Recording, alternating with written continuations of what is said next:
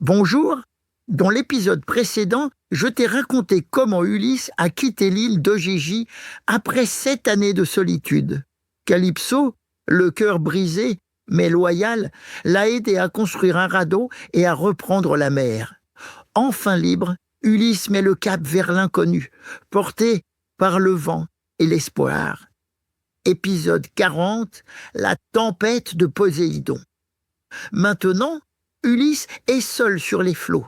Le vent gonfle sa voile, le ciel est clair et la mer tranquille.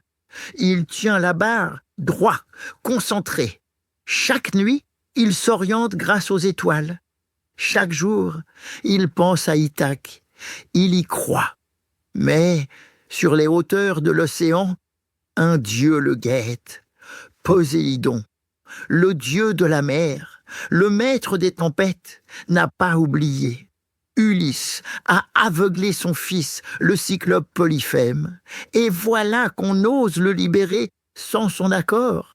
Alors Poséidon s'empare de son trident et frappe les flots. En un instant, les vents hurlent, les nuages s'accumulent, et les vagues se dressent comme des montagnes. Le ciel devient noir, et la mer se cabre.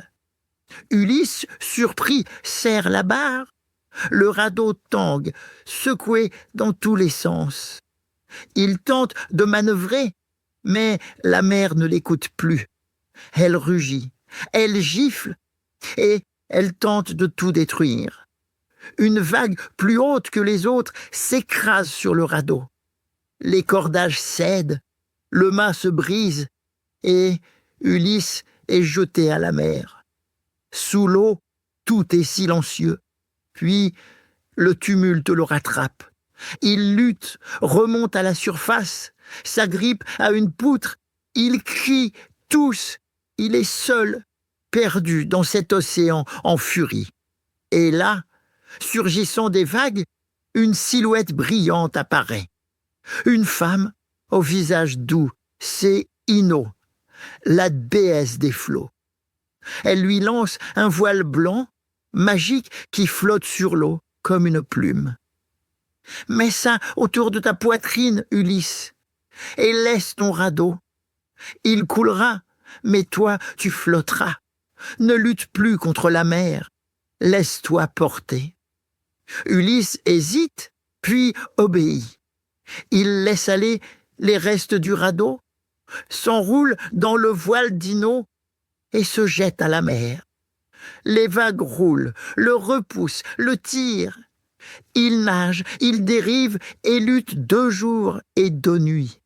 Puis, enfin, l'aube se lève sur une côte, une plage, une terre.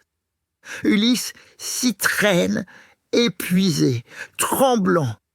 Il s'effondre dans les roseaux, la bouche pleine de sable. Mais il est vivant. Il ne sait pas où il est, mais il sent la terre sous ses mains et s'endort. Dans le prochain épisode, je te raconterai où Ulysse a échoué et comment il va faire une rencontre qui pourrait enfin changer son destin. Alors, abonne-toi vite à mon podcast pour être sûr de ne rien rater.